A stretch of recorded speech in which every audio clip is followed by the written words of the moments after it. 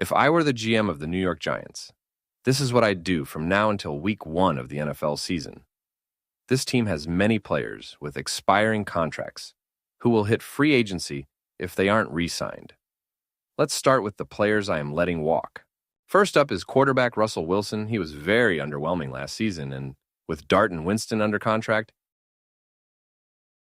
I'm also letting cornerback Cordale Flott go since the team already has Adebo and Banks out wide with Phillips as the zone guy.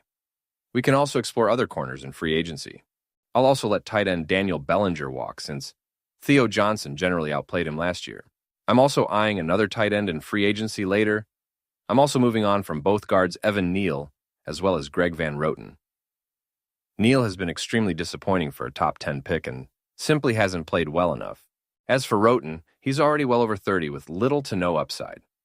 Some other smaller names that will hit free agency include Rakeem Nunez-Roches, Austin Schlottman, Victor Dimukeji, Demetrius Flanagan-Fowles, Neville Hewitt, Gunnar Olszewski, Dane Belton, Isaiah Hodgins, Caleb Murphy, Nick Jones, Bryce Ford-Wheaton, and Ryan Miller. There's also a few players I believe are worth cutting from the roster. Linebacker Bobby Okereke had a down year and is getting older. He saves us $9 million by cutting him. I'm also cutting running back Devin Singletary. With Scatabo and Tracy in the backfield, there's not much room for Singletary. My final cut will be longtime kicker Graham Gano. He's older and barely healthy. It's simply time to move on.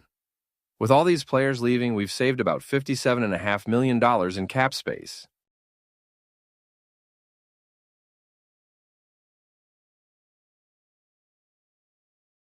That was a lot of names leaving the team, but that doesn't mean I'm not re-signing a few as well. Let's begin with the biggest name, wide receiver Wan'Dale Robinson. Coming off a great year filling in for Neighbors, I believe he's earned the big bucks. I'm giving him a 4-year deal worth $74 million. I'll also sign offensive tackle Jermaine Eluemunor to a 1-year, $8.5 million deal. While he's a bit older, there's no better option than him as our second tackle lined up opposite Andrew Thomas. Some smaller contracts will be given out too. I'm keeping Chris Manhertz, Casey Chrysler, Joshua Ezeudu, Aaron Stinney, Zaire Barnes, Micah McFadden, and DJ Davidson around. All deals worth $1.5 million or less.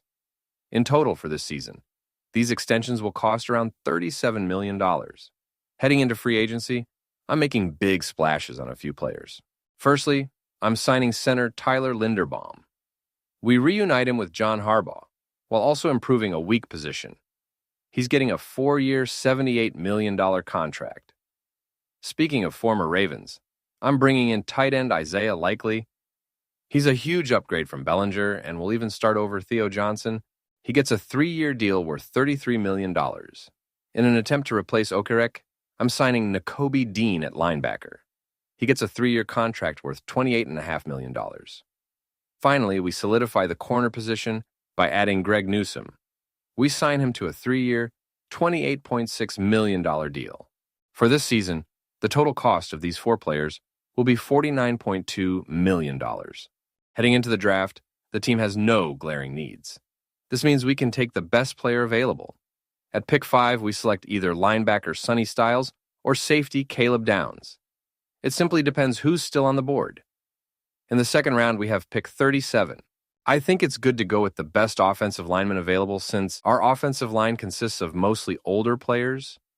I could see tackle Max Ihanachor as a solid option. We don't draft again until pick 105. Here, I think we draft a wide receiver since Malik Neighbors is coming off a big injury. If Jacoby Lane is available, he'd be my selection. At pick 143, I really like running back Mike Washington. He has elite speed that Scatabo and Tracy are lacking. He's a great way to replace Singletary. At pick 185, we'll select a cornerback for depth.